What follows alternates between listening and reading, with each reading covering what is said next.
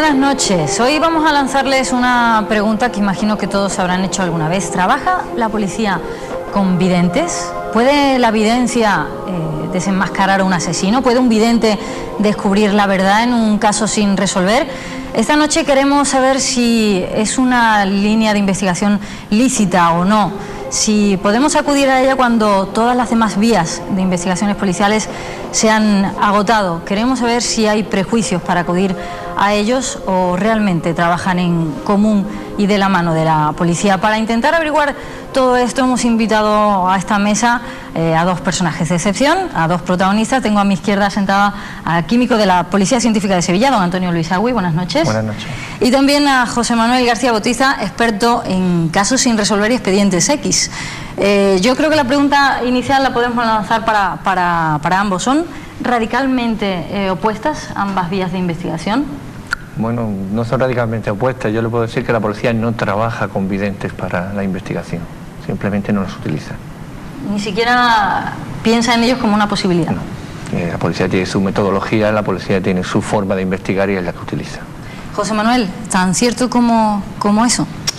Sí, tiene sus matices, por supuesto, porque aunque, como comenta el compañero, la policía evidentemente tiene una metodología científica, una metodología que se basa dentro de un rigor, y se considera que todos los que son medios de adivinación, precognición, sensitivos, pues quedan al margen de esa ciencia, ¿no? Aparte de que es difícil de demostrar en un juicio y demás.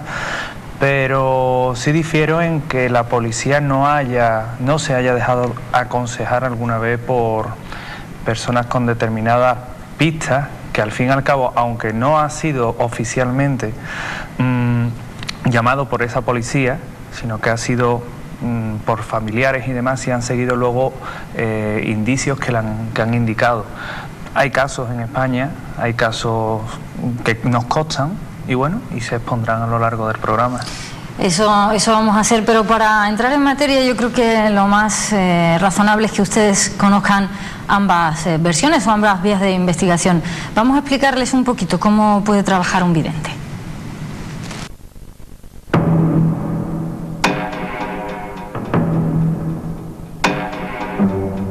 Numerosos asesinatos quedan sin resolver.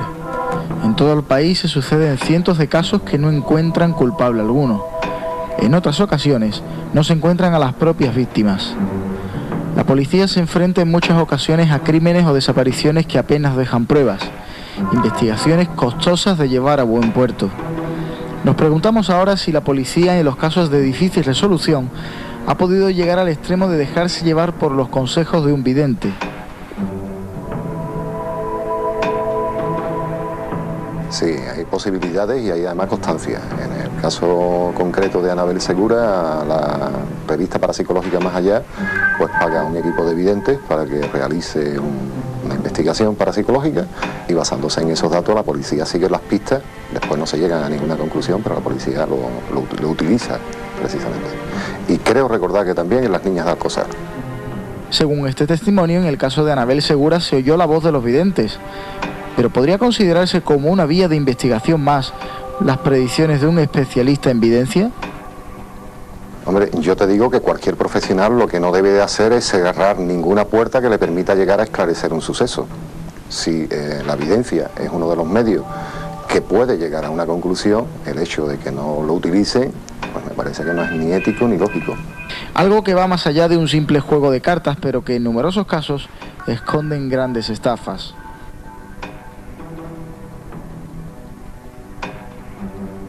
La evidencia como tal, como algunos de los programas de televisión que se ve con el tarot, con todo ello, pues habría que dudar bastante. Hay ciertas personas que precisamente no presumen de videntes y que tienen esa posibilidad, pero es muy difícil. Hay mucho de engaño dentro de lo que es la evidencia. Pero en Sevilla, ¿hay constancia de una estrecha colaboración entre videntes y policía? No tengo constancia de que ningún vidente haya colaborado con la Policía Nacional aquí en Sevilla. En Madrid sí que ha habido, Y personas, ya te digo, o sea, precisamente personas videntes no conocidas. Cuando el caso es peliagudo y es un caso de bastante interés social, son bastantes los videntes que se ofrecen a la familia. De hecho, Hay quien se ofrece voluntariamente como simplemente para aconsejar y solucionar un problema, y hay quien se ofrece económicamente pues como un método de más para ganarse la vida. Un verdadero enigma que esta noche pretende resolverse en Sucedió en Sevilla. Don Antonio, pues lógicamente cada cual tiene su opinión. Ha especificado que en Sevilla no existe esa relación, pero yo creo que antes de nada ya hemos entendido que esa posibilidad es razonable. Explíquenos qué es la policía científica como tal. Bueno, la policía científica es una parte de la policía que está dedicada tanto a encontrar pruebas para la investigación como pruebas que se aportan luego como prueba de convicción en los propios tribunales de justicia. En un caso, ¿el primero en llegar es el policía científico? No, normalmente lo más normal es que llegue una patrulla de seguridad ciudadana al lugar de los hechos. Luego ya según los protocolos y los hechos que sean, pues se llamará tanto a policía científica, policía judicial, en su caso a la brigada de información, e incluso muchas veces tienen que actuar TEDx en casos de explosivos, etcétera. ¿Y todos los casos necesitan de ustedes? Todos no. Todos aquellos en los que haya que aportar algún tipo de prueba. Estamos acostumbrados a ver CSI, series norteamericanas en las que sí hay unas siglas que responden para unos profesionales, ¿no? Y quizá incluso lo sobrevaloramos, teniendo seguramente en España la misma valía cada uno de ustedes. Bueno, hemos pasado del tópico de hace unos 15, 20 años en que parecía que la policía solo estaba con la porra, ¿no?, al caso contrario, a esperar muchas veces pruebas que no se pueden conseguir, ¿no?, pruebas que es imposible hoy en día científicamente llegar a ellas. Pero la policía española está ahora mismo en un buen nivel dentro de las metodologías científicas. Nosotros nos movemos en grupos europeos, esos grupos europeos están en contacto con grupos norteamericanos y canadienses, y estamos dentro de esa línea en el que se está trabajando, que se aportan pruebas de convicción bastante importantes. Comentaban en el vídeo, José Manuel, y parece una realidad, que quizás existan prejuicios a la hora de reconocer la ayuda, ¿no?, de un vidente. La verdad es que sí. Y yo, vamos, no me duele tampoco decirle que yo también los tendría, porque evidentemente dentro del mundo de los videntes hay mucho sinvergüenza, hay mucho cara, y casi siempre se ha respondido o han salido videntes cuando hay una situación desesperada, que es quizá lo más hiriente. No es la forma habitual. Normalmente cuando se ha recurrido a datos que pueden llegar a servir de cara a una investigación o simplemente como pista, ha sido cuando, como comentaba antes, cuando la familia ha solicitado esa ayuda y cuando la policía también, con otros medios, estaba más o menos al tanto de que por ahí iban bien encaminados. Entonces sí se ha recurrido. No son videntes al uso como nos podemos imaginar, con una típica carta del tarot o la típica bola de cristal, es totalmente diferente. Hay personas de peso, de bastante peso, que se dedican a esto de la evidencia por diferentes métodos, que han apoyado a la Policía Nacional. Yo quiero recordar el caso del sacerdote jesuita José María Pilón, que apoyó en lo que fue el secuestro de Javier Ibarra y Vergé, en un caso en el que ETA lo secuestra y precisamente lo tienen encerrado en Llodio, y bueno, este hombre, a través de métodos de radiestesia, logra dar más o menos con el lugar en el que se encontraba. Estuvo apoyado por Guardia Civil, estuvo apoyado por grupos de la China. Digamos que es todo más complejo que decir simplemente he recurrido a un vidente, ¿verdad? El tema de la evidencia se queda aparte, y en este caso se opta por otros medios, como pueden ser personas sensibles a, ¿verdad? Te comentaba antes, porque tienes sobre la mesa unas cartas, no sé si del tarot, perdón, sí, discúlpame, pero... Son arcanos mayores del tarot. Efectivamente, y me explicabas que se puede saber cómo funciona este tipo de método. Sí. Y no ser un vidente especializado, ni siquiera una persona sensible a lo que pueda ocurrir alrededor, o al menos es tu caso. Cuéntame o explícame un poquito en qué podría consistir esa metodología. Verá, en muchas ocasiones se recurre a videntes o a tarotistas. Son dos cosas diferentes. Y bueno, yo simplemente también puntualizar que el destino, el futuro, encontrar una persona o desvelar un caso no está escrito en unas cartas, desde luego. Todo en el mundo de la cartomancia está muy sujeto a también, digamos, la capacidad que tiene el determinado medium, que en este caso lo hace. Cada carta indicaría tiene un significado. Lo que hacen es hacer una tirada, o simple o compleja, en este caso una tirada a 4, una tirada a 13, una tirada a 16, para tratar de tratar de ver cómo, si el testigo está vivo, si el caso está orientado a una persona, si está orientado a otro, si en un momento dado un determinado testigo acusado puede ser culpable, puede ser inocente, pero todo es muy susceptible. O sea, realmente yo estoy ahí con el compañero, no es un método que podamos decir es fiable tanto como para apoyarnos en él, ¿verdad? Porque entre otras cosas esto no tiene validez ninguna. O sea, sí, no puede servir de pista. Llega alguien, ¿no?, a un juzgado con esa prueba, ¿no?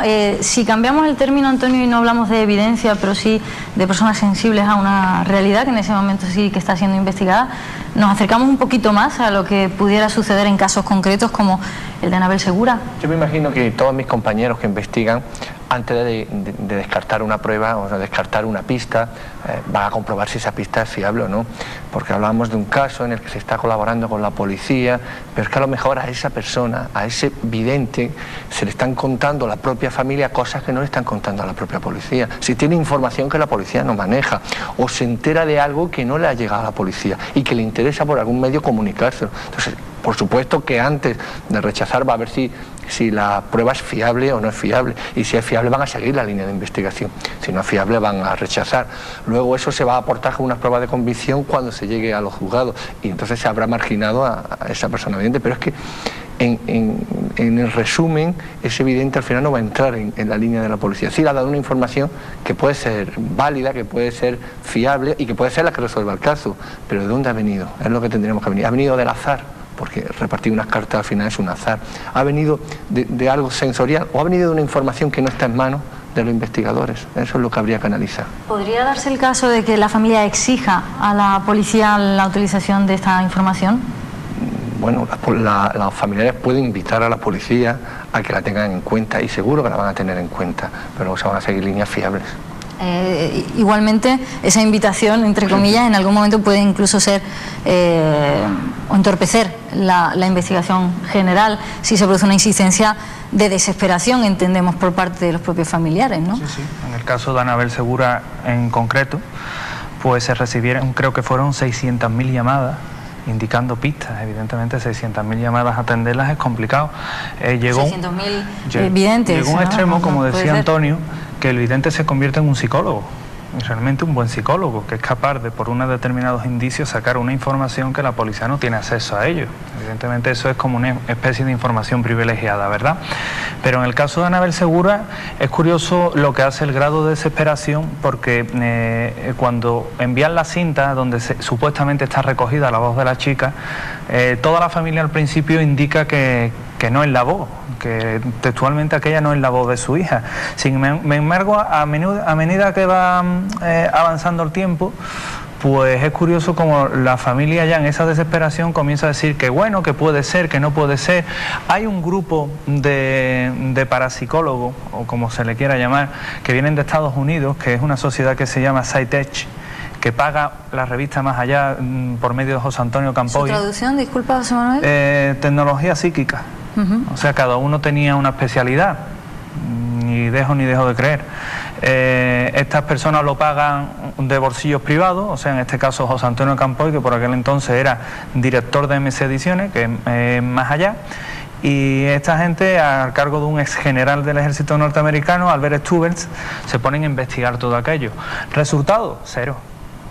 O sea, no hubo... Más prueba que eso, imposible. Ninguno. Solo de esas 600.000 pistas que hubo, como lo queramos llamar también, porque aquello en algunos casos no eran ni pistas, solo uno acertó a decir que estaba muerta y que estaba enterrada a menos de 60 kilómetros de donde la habían secuestrado. Pero claro, porcentualmente nos dice que eso es el azar, vamos, que no es fiable.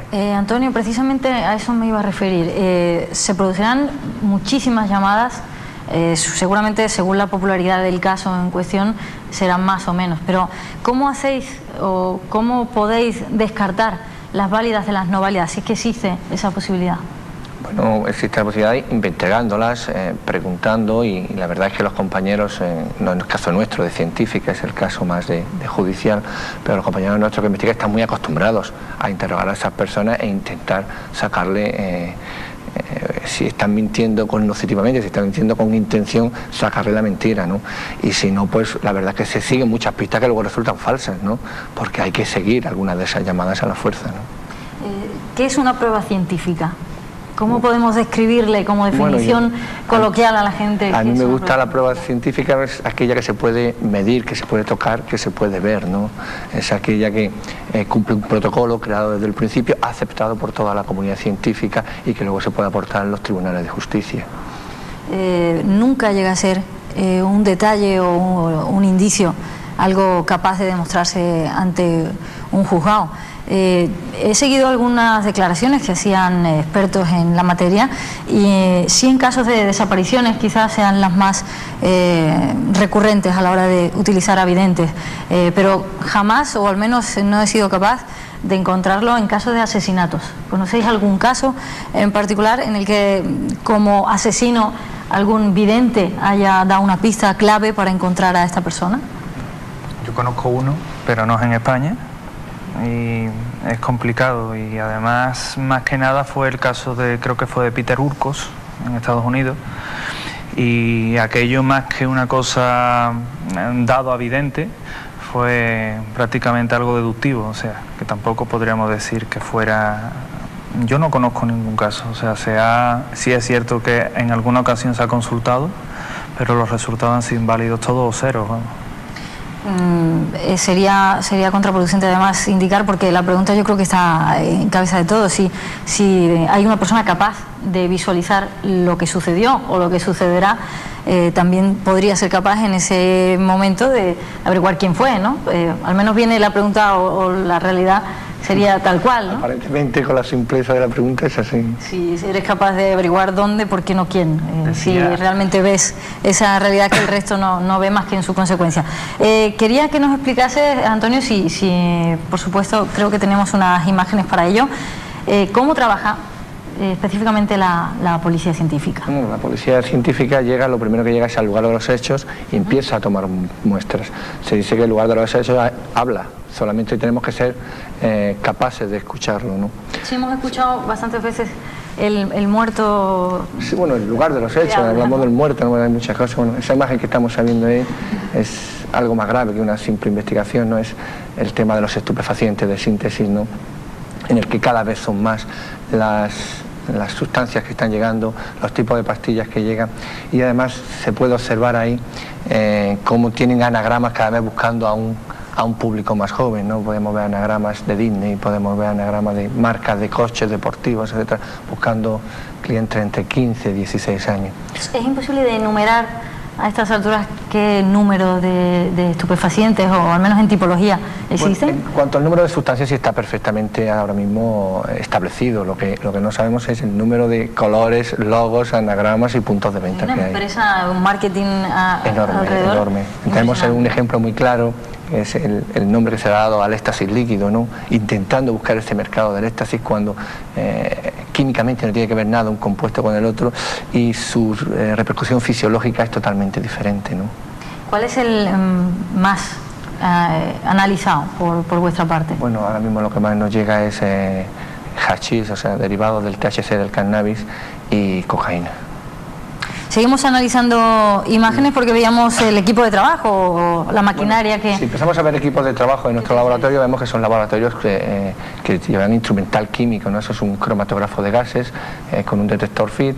Está preparado para detectar sustancias más o menos volátiles, está muy preparado para drogas y para hacer acelerante de la combustión, para intentar buscar en un incendio si ha sido provocado o no. ¿Es capaz la máquina de inducirte a esa pista? Es capaz de darnos los resultados que el analista buscamos, ¿no? Ese es un equipo aún más desarrollado, es un cromatógrafo de gases también, pero con un detector selectivo de masas. Ahí estamos pinchando cantidades de miligramos, o sea, de mililitros, la milésima parte de mililitro. Tiramos 25 partes fuera del equipo, dejamos una parte dentro, y aún es capaz de analizar analitos que están en concentración menor de 1 miligramo mililitro, ¿no? Discúlpame, Antonio, pero no sé Utilizas terminología que a mí se me escapa, imagino que, o espero que sea general. ¿Qué es? Es un equipo muy avanzado que es capaz de detectar analitos en muy poca concentración. Es vital, por ejemplo, para los acelerantes de la combustión, para poder detectar si un incendio ha ocurrido o no. Es fundamental también para detectar, por ejemplo, sustancias que vienen en las drogas, pero que no son de la propia droga, como pueden ser acompañantes naturales, como pueden ser precursores que se ha utilizado para sintetizar esa droga. Lo compone de tal manera que lo separa y lo analiza de tal manera que somos capaces, por ejemplo, de saber qué ruta de síntesis ha seguido un estupefaciente. Eso para los compañeros de investigación es fundamental. Ahí tenemos un cromatógrafo de líquido, ese lo empleamos para análisis de tintas, para análisis de explosivos, para cuantificar algunas de las drogas que no se pueden hacer con el gases. ¿Y el tipo de explosivo también se sabe a raíz de estas pruebas? Claro, por supuesto, el explosivo, aunque nuestros compañeros de los TEDAS prácticamente con la forma que ha hecho el explosivo saben más o menos lo que tiene para poder seguir un poco el terrorismo, para poder seguir los grupos que actúan, tenemos que saber la composición, ¿no? ¿Qué estamos viendo ahora? Esa es la estrella ahora mismo de nuestro laboratorio, es un microscopio con un detector de infrarrojo. Ese equipo, por ejemplo, es capaz de ver una fibra. Es la máquina, discúlpeme Antonio, segunda a la derecha. De las dos blancas que estamos viendo, lo negro es un ordenador. Lo de la izquierda, de las dos blancas, la de la izquierda es un microscopio, pero que se acopla al de la derecha, que es un detector de infrarrojo. Es capaz de ver una fibra o es capaz de ver una capa de pintura y analizar cada una de esas capas de pintura, cada una de esas fibras. Es capaz de distinguir entre más de 5.000 fibras acrílicas, por ejemplo, para cuando se haga una transferencia de fibras que sepamos de qué prenda procede. ¿De qué tejido y hasta qué punto? Bueno, más que todo hacemos lo que hacemos el cotejo. Ese es un microscopio en este caso, pero en vez de espectrometría infrarroja hace espectrometría ultravioleta. Coloquialmente hablando, lo que hace es comparar colores. O sea, ya no vale decir que las dos fibras son rojas o que las dos pinturas son rojas, sino que es este rojo específico y no otro. ¿Para la sangre también? Para la sangre no he traído fotografía porque yo vengo del laboratorio químico. El laboratorio biológico tiene una metodología muy específica que lo que hace es secuenciar trozos de ADN y dar sin ningún lugar a duda de dónde procede, si tenemos, para comparar, claro. Vamos, que en ese caso el color casi que es lo mismo, ¿no? No tiene importancia. Es mucho más complejo que eso y llega a una conclusión muchísimo más efectiva, ¿no? Es decir, es de esta persona entre 10 billones, y como no somos 10 billones de personas, o es esta o es su hermano gemelo, siempre que sea univitelino, ¿no? E incluso ya están llegando no querrá, Antonio, que sepamos ahora mismo lo que acaba usted de decir. Sí, que son hermanos gemelos del mismo óvulo, ¿no? Vale, ahora sí. ¿Qué estamos viendo ahora? Esa es la sala de microscopía. Todas las muestras cuando llegan y son microscópicas son buscadas en esa lupa blanca que están viendo ahí, un estereomicroscopio, y luego van a pasar secuencialmente a los microscopios para que la comparación en equipos más complejos como la de antes solo lleguen cuando no hemos sido capaces de discriminarlo en un microscopio de polarización, que sería el del fondo. Pues creo que vamos a ver aún una fotografía más. Tenemos varias secuencias que seguiremos viendo. Un equipo ultravioleta. Se ve que es un equipo muy común en los laboratorios, quien esté familiarizado con ello, con lo que se puede ver que seguimos rutinas científicas normales, ¿no? Pues para no abrumarlos a ustedes como en estos momentos lo estoy yo, por haber visto tantísima maquinaria y sobre todo por desconocer el funcionamiento de todas, yo creo que nos merecemos un descanso para la publicidad. Cogemos el diccionario, eso sí, para buscar todo lo que nos cuenta Antonio y continuamos.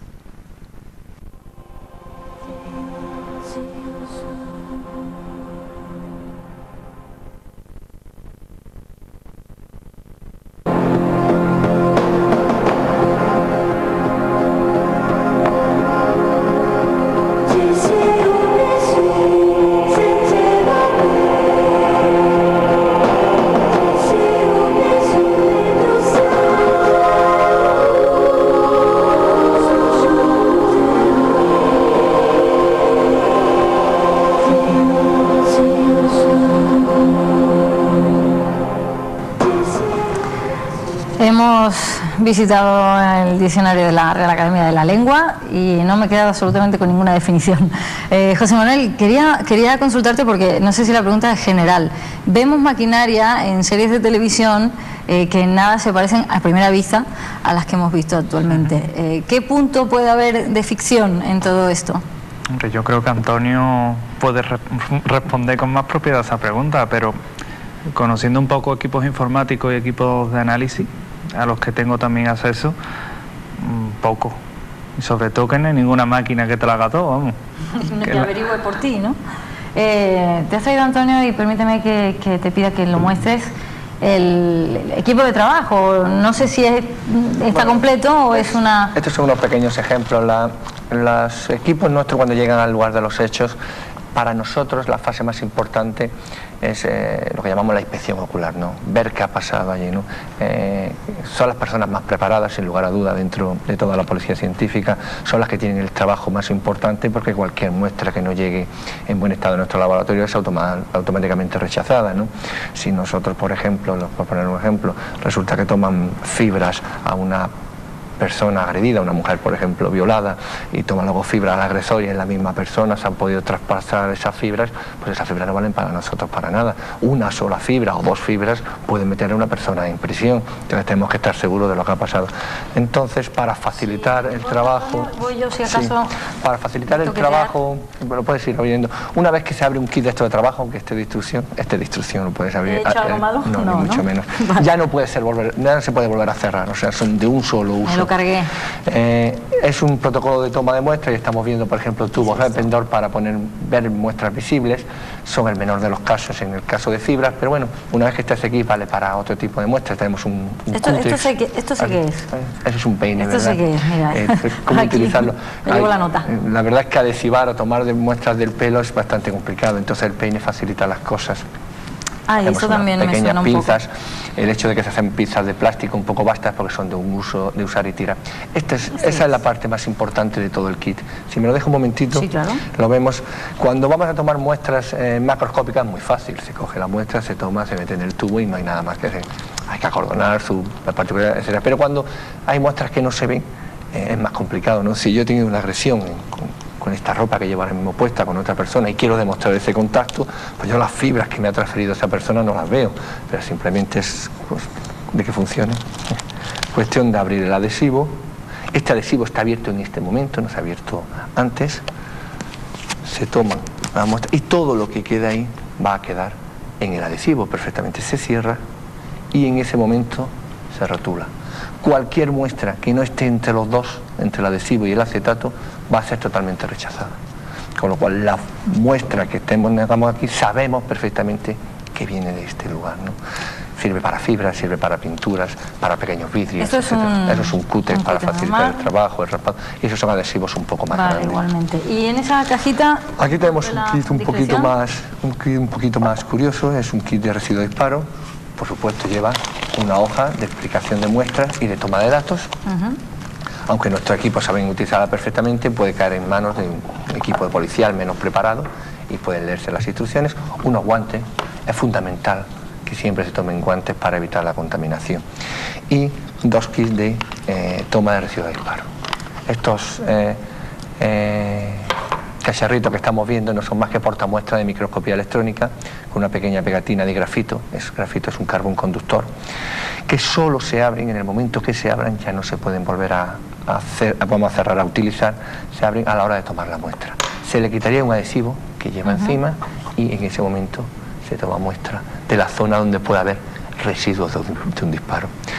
Todavía se habla por ahí de la prueba de la parafina, que no era más que cera que quemaba y cogía las partículas nitradas, ya no se utiliza.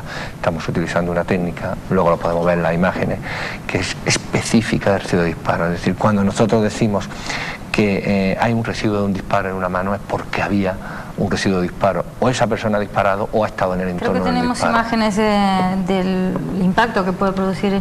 Bueno, tenemos imágenes de alguna partícula, que es muy curiosa, y un guante revelado, para que veamos cómo en realidad salen esas partículas. Vamos a interrumpir aquí el análisis, o al menos durante unos instantes, porque creo que tenemos conexión al otro lado de la línea telefónica con don Manuel Carballal, escritor, criminólogo, investigador de casos realmente para nosotros sin resolver y misteriosos, y autor de este último libro, Expediente Secreto. Don Manuel, buenas noches. Hola, buenas noches. Simplemente, y para iniciar esta conversación con usted, querría preguntarle si cree usted que ambas vías de investigación, la policial y la de la videncia, pueden en algún momento complementarse. Difícilmente. Es cierto que algunos funcionarios de policía, en alguna ocasión, cuando ya se acaban todas las líneas de investigación criminalística convencionales, los análisis de lofogramas, de huellas digitales, análisis de ADN, de muestras y demás, y el caso permanece sin resolver. Algunos funcionarios de policía, siempre extraoficialmente, pues han decidido acudir a lo improbable, al testimonio de videntes, más utilizados quizá con más efectividad en el mundo del espionaje que en el mundo de la investigación policial. Pero sí es cierto que hay algunos casos curiosos, la verdad es que hay algunos casos sorprendentes en la historia criminal en que, por alguna razón desconocida, pues algunos psíquicos, algunos videntes han aportado algo a la investigación criminal, aunque son las excepciones. ¿Me puede indicar alguno de esos casos? Pues mira, hay un caso muy curioso que además, cuando se publicó el libro Los expedientes secretos, todavía no se había exhumado la última de las víctimas del estrangulador de Boston, de Albert de Salvo, oficialmente Albert de Salvo, y hay un episodio muy curioso en la historia del estrangulador de Boston. Te menciono este caso porque es, junto con Jack el Destripador, uno de los asesinos en serie más conocidos y más recurrentes en la historia criminal. El estrangulador de Boston asesinó a varias personas y durante la investigación, cuando ya llevaba como media docena de mujeres asesinadas, el responsable de la investigación policial en Estados Unidos decidió acudir a un psíquico, a uno de estos videntes que ya había tenido experiencia colaborando en otras investigaciones criminales, Peter Hurkos. Y Peter Hurkos viajó a Boston, se le hicieron varias pruebas que incluso aparecen reflejadas en la película del mismo título, El estrangulador de Boston, que protagonizaba Tony Curtis.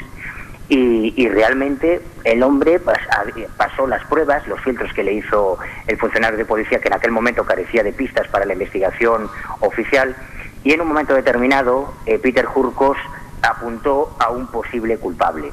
Cuando la investigación criminal llevó la investigación por otro lugar y se detuvo a Albert de Salvo, que confesó la autoría de los crímenes, Peter Hurkos, hasta el momento de su muerte, insistió en que Albert de Salvo no había sido el verdadero autor de los crímenes. Bueno, pues cuando se publica mi libro, todavía los familiares de una de las víctimas no habían conseguido el permiso para exhumar el cadáver.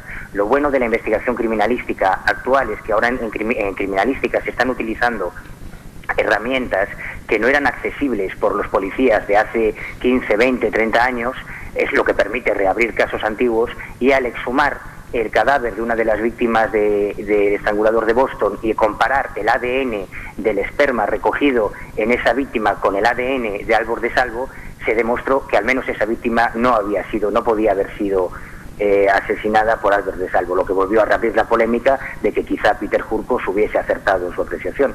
Manuel, ¿y en España podemos hablar de algún caso que tengamos constancia? En España, en todos los casos famosos, importantes, en todos los casos de desapariciones o de secuestros importantes, de motu propio aparecen los videntes. En todos los grandes clásicos, el de Emiliano, todos los secuestrados por ETA, o casos como el de uno de los que a mí más me conmocionó y al que dedico mucho espacio en el libro, es el de Anabel Segura, la chica de La Moraleja que estuvo tanto tiempo desaparecida.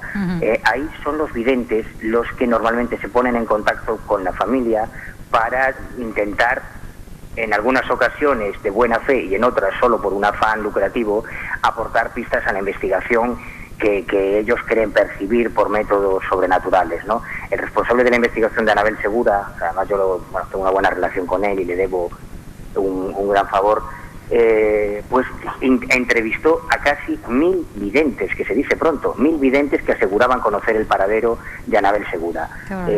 Y lo curioso de todos esos testimonios es que, quizá influenciados por la opinión pública española, todos los videntes, algunos de ellos muy conocidos, como Octavio Aceves, aseguraban que Anabel estaba viva cuando, según la sentencia judicial del caso, Anabel fue asesinada el mismo día de su secuestro por sus secuestradores. Pero como mantuvieron la expectativa de que Anabel estaba segura para intentar cobrar el rescate cuando ya había sido asesinada, toda la opinión pública española creía que Anabel realmente estaba en manos de sus captores. Bueno, pues hubo 4 videntes, y esto nos llevaría a otro tema mucho más complejo, 4 videntes norteamericanos, militares, varios de ellos de alta graduación, un general, un coronel, que viajaron a España, permanecieron durante una semana recorriendo la zona de La Moraleja, donde se produjo el secuestro. Nos lo comentaba Manuel, discúlpeme, el propio José Manuel, lo tengo aquí sentado a mi derecha, buen amigo, creo, personal tuyo, y que sí, también nos comentaba ese caso, ¿no, José Manuel? Sí, porque como comentaba Manuel, fue fueron los investigadores parapsicológicos, digamos, que en su día contrató José Antonio Campoy para llevar a cabo precisamente ese rastreo tras la pista de Anabel Segura. José Manuel, ¿tienes alguna pregunta para Manuel como buen conocedor además de su obra? Hombre, Manolo, aparte de buen amigo, como tú has comentado, conoce ampliamente el tema, y también quizás referirme a las investigaciones que ha tenido el padre José María Pilón en este tipo de búsquedas, sobre todo, Manolo, que era una pregunta que antes nos planteábamos aquí. Los videntes casi siempre han tenido su intervención o su participación en casos de secuestros y demás. Pero en España, a nivel de asesinato, a nivel de participación activa en un caso de asesinato, no hay constancia, ¿verdad? Hay algunos casos, pero no evidentemente, porque acude a ellos la policía tiene sus herramientas y sus instrumentos de investigación, eso es la criminalística, pero sí es cierto que en algunos casos, ahora mencionas al padre Pilón, cuando se han producido secuestros por ETA, por ejemplo, o asesinatos de ETA, con una implicación política importante, recuerdo el caso de Emiliano Revilla, han sido funcionarios de los servicios secretos. A mí esto me lo confesó el coronel Juan Alberto Perote, incluso tengo los documentos oficiales del CSIC, del anterior servicio secreto, del actual CNI, que lo demuestran. Ya desesperados porque no encontraban una pista para el paradero de estos personajes, en algunas ocasiones se ha acudido a personajes como José María Pilón, que no se le podría dar el término de vidente, en este caso es un radiestesista, y según esas informaciones provenientes de los servicios de inteligencia españoles, con éxitos notables, lo que no deja de ser curioso. Pues, don Manuel, primero muchísimas gracias por estar hoy al otro lado de la línea telefónica. Sabemos de la complejidad para localizarlo y, desde luego, ojalá podamos mantener algún día una charla muchísimo más extensa con usted. Muchísimas gracias por estar hoy con nosotros. Cuando queráis, gracias a vosotros. Pues vamos a continuar porque además se nos escapa el tiempo y quiero hacerlo con la segunda versión. Llevamos todo el programa intentando darles la visión por parte de la policía, por supuesto, la científica, y la visión que no conocemos, o al menos es más paranormal desde nuestro punto de vista, que es la del vidente. Vamos a ver la versión policial en todo esto.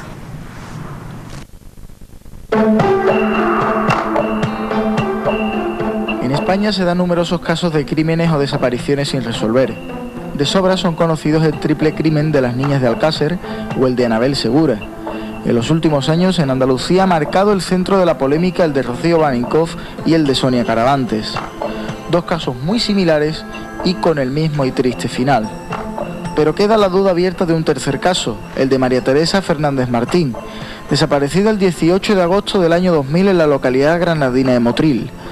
Después de 5 años de intensa búsqueda, se desconoce su paradero. ¿Podría la policía de Motril haberse refugiado en la evidencia para hallar respuesta a 5 años de desesperación? La policía no utiliza videntes ni utiliza personas de esta índole para ninguna investigación policial. Nosotros solamente nos atenemos a los indicios y a las pruebas que encontramos en todos los casos que investigamos. Los videntes no le hacemos caso. Las familias puede que le hagan en su desesperación, pero la policía no. La policía trabaja siempre con cosas constatables. Las familias, rotas por el dolor y la desesperación, llegan incluso a ser engañadas por farsantes de una profesión permanentemente puesta en duda. ¿Habrá recurrido la familia de María Teresa a este tipo de ayuda? No lo sé si han acudido a videntes. La familia de María Teresa no lo sé si ha acudido, pero a mí nunca me han dicho nada, ni nosotros tampoco hemos tratado ese tema. Pero nos surge otra duda. ¿Entorpecen los videntes la actividad de la propia policía? Bueno, depende de las circunstancias. Si se atiene a su estrictamente y no interfieren de alguna manera directa en el tema, pues nosotros no tenemos ningún inconveniente, que cada uno haga lo que crea conveniente. Ahora, algunas veces pues sí, puede que interfieran y nos puedan hacer algún daño, sí. La policía parece rechazar por completo este tipo de ayuda. ¿Quién es quién en este juego de cartas?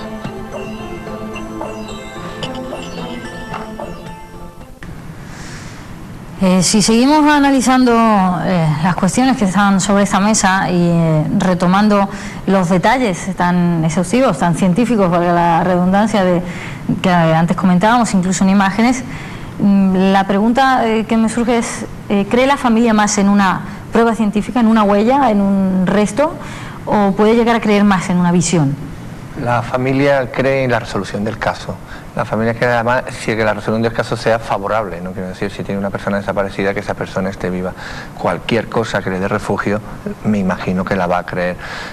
Si la policía resuelve rápido, si la policía llega a conclusiones exactas pronto, la familia no se va a plantear en ningún momento fenómenos paranormales, acudir a peritajes privados, investigadores, etcétera. Pero si el caso está estancado, que por desgracia hay casos que no hay pistas, que están estancados, la familia va a recurrir a lo que sea.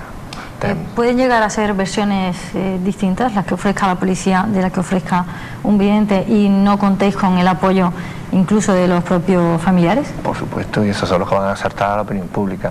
Ahí tiene cierta culpa o cierta responsabilidad la prensa, ¿no? Los medios audiovisuales, que cuando dan cobertura a un caso con gran intensidad, es un reclamo para esos videntes de menor ética, ¿no? Que lo que están buscando es un dinero, para investigadores incluso de menor ética también, que están buscando una recompensa económica, y la familia se agarra a lo que tiene.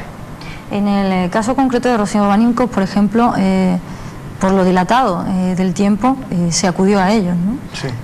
No policialmente, pero sí la familia. No, la familia siempre, la familia, y si no, son los videntes, como comentaba antes Manuel Carballal, los que se ofrecen a la familia, y como en este caso la desesperación de la familia lo que quiere es esperanza, y precisamente los videntes, sabiendo eso, porque era lo que comentábamos antes, siempre tienen un punto de psicólogo, pues es precisamente lo que le dan, aunque sea una pista totalmente incierta y ahí no haya ni evidencia, y simplemente lo que haya es precisamente eso, o un móvil económico que lo mueve, o un móvil a nivel de medios de comunicación, o como ha comentado Antonio, muchas veces son los propios medios de comunicación con programas amarillos y programas sensacionalistas los que quieren recubrir un determinado caso de un halo de paranormalidad que últimamente está tan de moda, por desgracia, y que, bueno, que hace que acudan, y es normal, es moneda de cambio, pero evidentemente, como antes comentaba, ni las cartas, ni las bolas de cristal, ni una cierta capacidad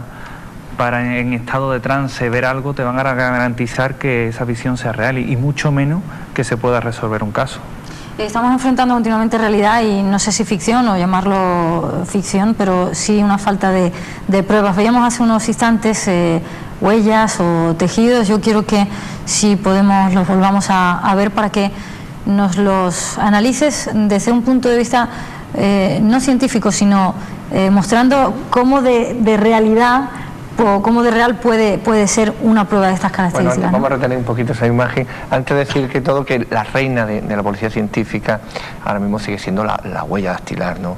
La huella dactilar es la que más casos resuelve. Lo que pasa es que, sobre todo en casos con premeditación, cada vez lo saben más y llevan guantes, ¿no? Entonces recurrimos a pruebas un poco más complejas, que las que vamos a comentar ahí. Ahí estamos viendo una capa de pintura, esa es la del libro, digamos, aunque es un caso real, ¿no? En la que vemos dos capas verdes, una capa blanca y una roja, ¿no? Estamos viendo una escama muy característica, en que era un coche rojo que ha sido pintado en verde, reparado y vuelto a pintar en verde, ¿no? Entonces, cualquier escama que llegue al lugar de los hechos con esa secuencia de capas, en la que podemos analizar cada una de las capas independientemente, pues podremos asociarlo al coche. Van a ser sobre todo, esos casos van a ser sobre todo en denegación de auxilio, que hemos tenido hace poco en un caso muy famoso relacionado con esto. Sí. Ahí vemos el análisis específico de cada una de las capas, ¿no? Y vemos como en ese caso dos capas que son pinturas que se ven exactamente iguales, una vez que son analizadas vemos que los colores son en realidad diferentes, ¿no? Veíamos creo que hemos visto la imagen del impacto. A mí al menos ha sido la que más me ha llamado la atención. Pediría realización, a pesar de las dificultades que la pudiéramos ver en estos instantes. Veíamos una mano y como la pólvora, ¿no? José Manuel era... Es la demitificación un poco de la prueba de la parafina, que todavía sigue la prensa, ¿no? En la que se buscaban restos nitrados, restos de pólvora, como decimos. Ahora buscamos restos muchísimo más específicos, ¿no? De metales que van a provenir del disparo, como el plomo, el bario, el antimonio, el zinc o el titanio. Ese es un revelado, el que vemos ahí, de metales pesados. O sea, no de los restos nitrados de la pólvora, sino de los metales pesados. Fíjese los restos que pueden quedar en una mano después de disparar con un revólver. Ahí ha habido un solo disparo y los restos que han quedado. Esos restos van a ser recuperados y vistos bajo microscopía electrónica y analizado cada una de las partículas. Me gustaría que pusiera la imagen siguiente, en la que se ve el resto de un disparo formado por una pistola, y esa partícula que ven ahí esférica, que está aumentada, pues según se ve en la pantalla, alrededor de 1000 veces, contiene, solo esa partícula se puede analizar, y contiene plomo, bario y antimonio, procedente del fulminante y de endurecedores del proyectil, lo que nos hace que estar totalmente seguro que proviene del entorno de un disparo. Entonces la siguiente sería: esta persona ha disparado o ha estado cerca de una persona que ha disparado. Podemos determinar si ha disparado y la distancia a la que ese disparo se ha producido. Son pruebas sobre papel y sobre investigación que nos ofrecen una realidad que está lejos de adivinarse en cualquiera de las demás circunstancias. Nos quedan apenas 60 segundos. Querría un sí o un no.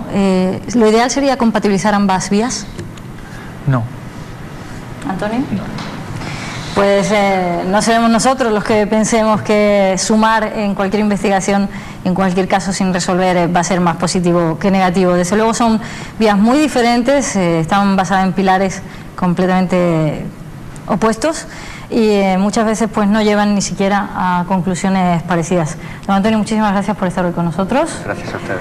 También a ti, José Manuel. Gracias. Nosotros nos marchamos, esperamos que por lo menos ustedes tengan formada su propia opinión con respecto a lo planteado hoy en esta mesa. Realidad y paranormalidad, al menos todas son vías para averiguar casos aún sin resolver. Muchísimas gracias, volvemos, no lo olviden, el viernes que viene.